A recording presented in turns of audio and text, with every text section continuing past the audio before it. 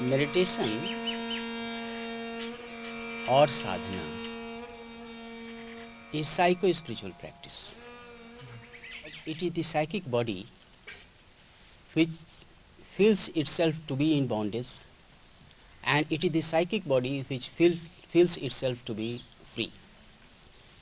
So it is the psychic body which has to do meditation. The psychic body is restless. The meditation is the process to make it at rest. When the psychic body is at rest, with the association with the spirit, that moment it imbibes the qualities of the spirit, it enjoys bliss, it enjoys absolute peace, and thereby it is most happy. So meditation is a process to lead one to the state of most happiness, or absolute peace, or absolute bliss.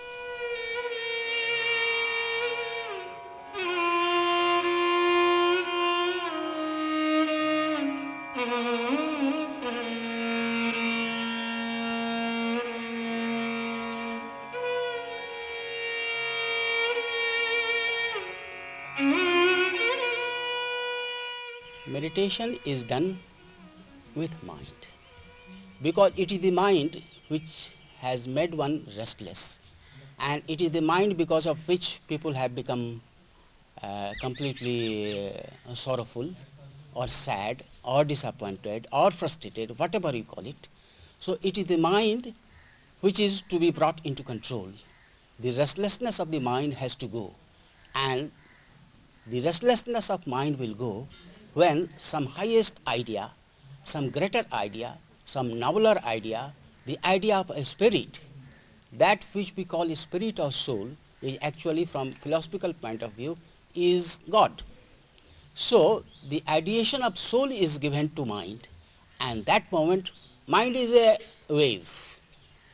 Science students know that psychic body is also flowing in a wavelength, and a spiritual body is also flowing in a wavelength.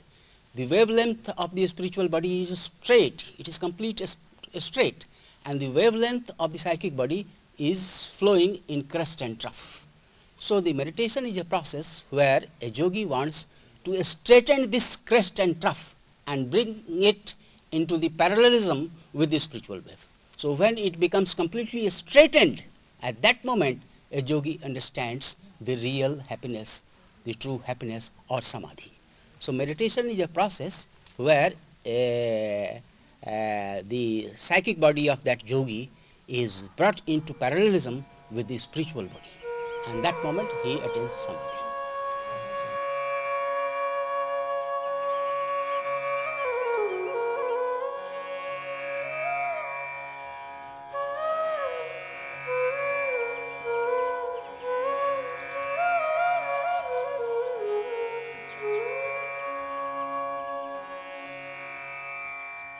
The mind is always restless, and the more the mind is restless, the weaker it is. The more the mind is at rest, the stronger it is.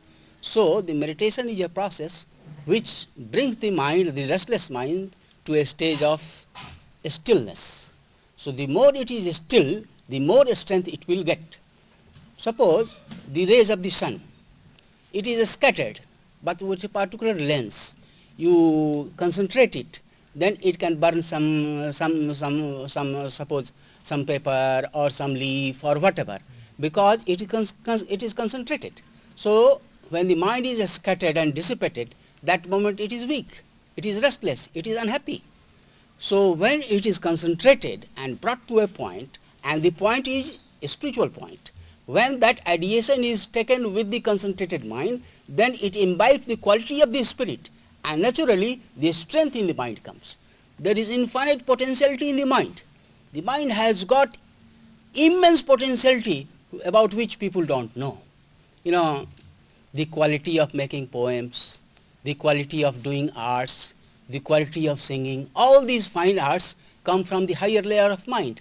But generally a person who doesn't have a concentrated mind, or whose mind is full of restlessness, that moment these qualities don't come up.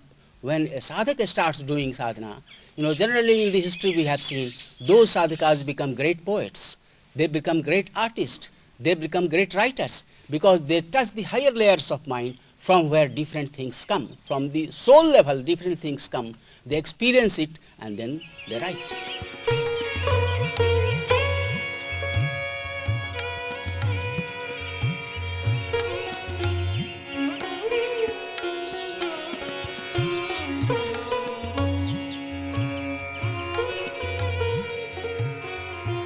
You know, in the physical world, suppose a person, a child goes to school, he needs a teacher that this is A, this is B, this is C.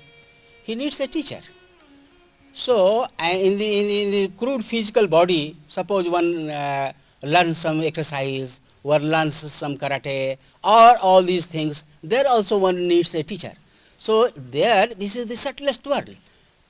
The teacher gives you the secrets.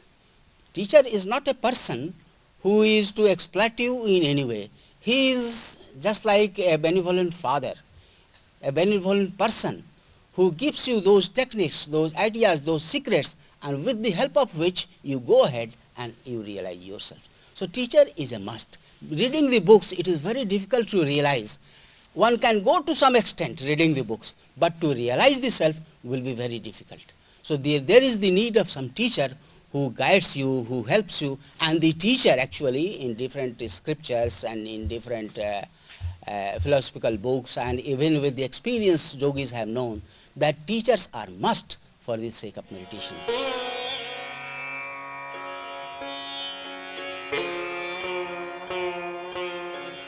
In the so-called religion which generally people understand that there are Hindus, there are Muslims, there are Christians, and all these religions are there. Meditation is nothing to do with all these religions. Meditation is just like a vitamin which is which gives strength and life to each and every person. So meditation is not confined to any religion or any caste or any creed or any nationality. It is completely universal in character, and it is completely scientific. It is completely rational. It is completely systematic, and as it is scientific, it gives a particular result which a sadhak or a yogi feels in his mental body.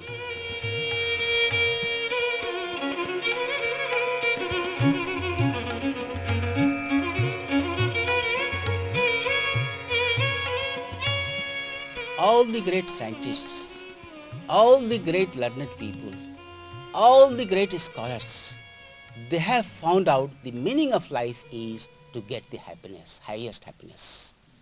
Because we are here for this having happiness, the infinite happiness.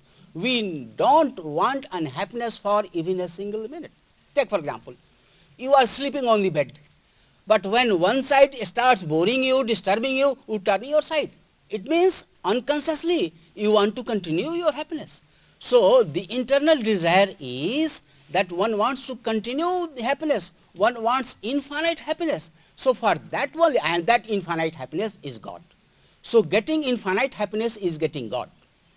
There is no difference between infinite happiness and God. So realizing infinite happiness or getting to that stage is getting God. So the meaning of life is to realize God, because in that only we get the highest satisfaction. We get what we actually internally want.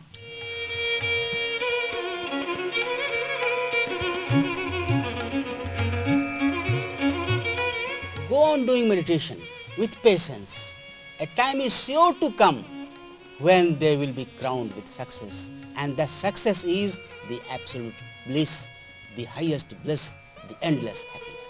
And then, yogis or devotees, you might have learned and you might have seen that, even in the room alone, they stand up and they start dancing. Because inside they feel great happiness. And out of that happiness, that bliss, they start dancing. And higher than this, that they merge into the happiness, they become one with the happiness. That moment there is no tester. One does not test it. One does not test the sugar. One becomes the sugar. One becomes the happiness. One becomes the bliss. So bliss and that yogi becomes one. So that moment there is no question of dancing, because mind also doesn't exist there. It is beyond mind. It is one with the bliss. It is one with the infinite. It is one with God.